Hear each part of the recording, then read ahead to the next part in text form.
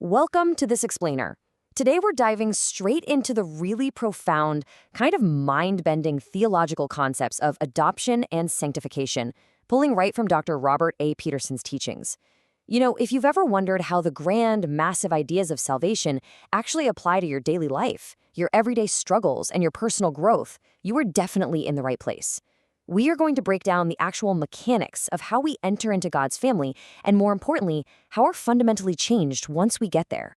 Here is our roadmap for the explainer today. We're going to cover Welcome to the Family, the 5 blessings of adoption, defining sanctification. We'll neutrally compare the Lutheran and Wesleyan views, and finally, look at the final inheritance. Let's jump right in. Section 1, Welcome to the Family. To really grasp how we fit into God's plan, we first need to look at a brilliant metaphor presented in the source text. So the text uses this fantastic courtroom metaphor. Usually when we talk about salvation, we just kind of lump everything into one big category, right? But the Bible actually uses really specific legal imagery to show us the different behind-the-scenes angles of what's actually happening. It operates in 2 entirely distinct legal spheres. This is absolutely crucial to understand. Think of it like this. A judge in a criminal court can declare a defendant not guilty. That's justification. It clears our criminal record.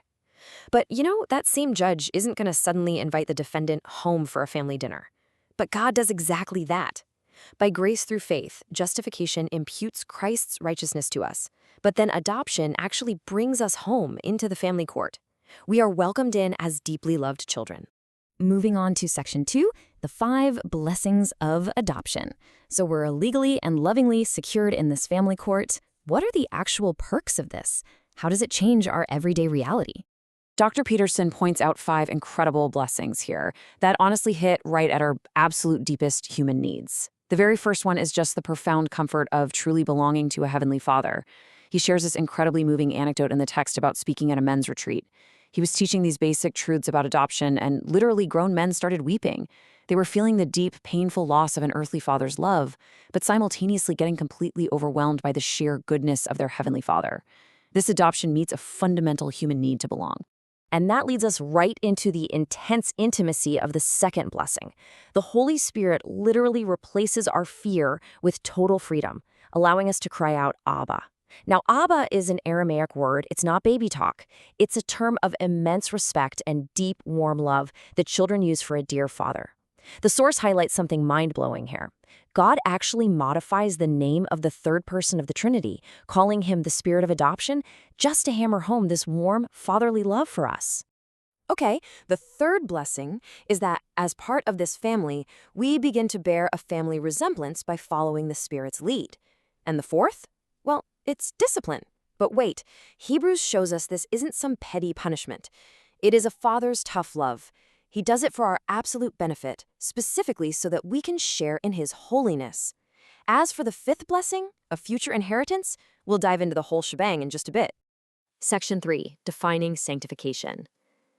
That whole idea of growing in holiness is the perfect segue to our next major concept. Once we are adopted, we enter this messy, beautiful phase of growth. So what exactly is sanctification? At its core, it simply means being set apart for God. But as we see in the text, it's a very dynamic reality. It is both a definitive status you receive the absolute second you believe and a continuous, ongoing journey you undergo to be conformed more and more to the image of Jesus Christ. You can see how this builds sequentially on this timeline. Believers are initially sanctified at the cross. Boom, they're declared saints right then and there.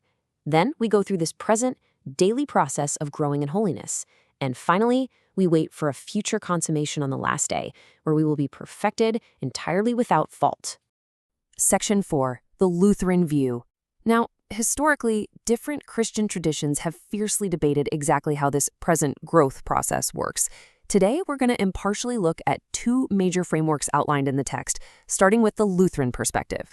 The entire Lutheran view of the Christian life hinges on this one vital Latin phrase, similis justus et peccator. It means that a Christian is, at the exact same time, 100% righteous in Christ and 100% a sinner in themselves.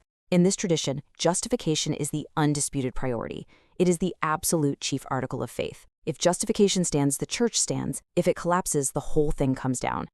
So, to protect that free justification, Lutherans maintain a really strict separation between law and gospel.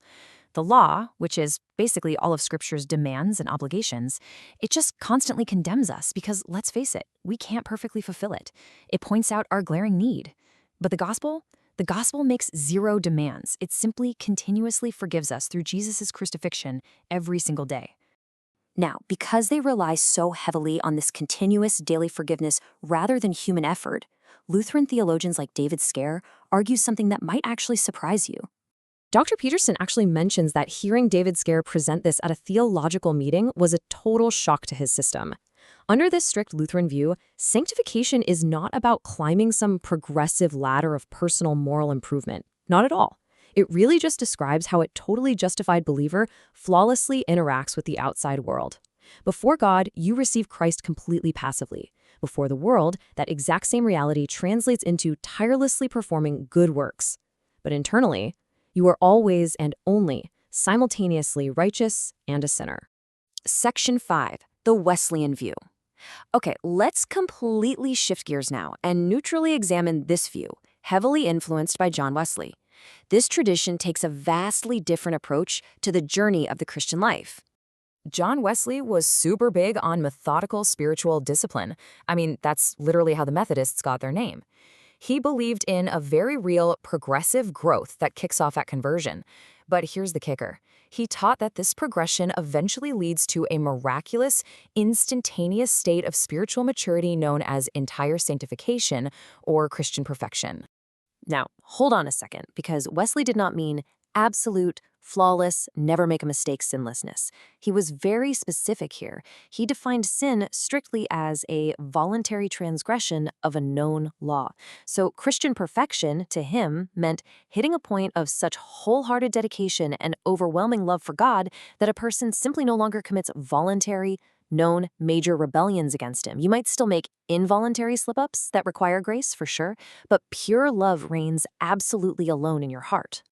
Section 6. The Final Inheritance.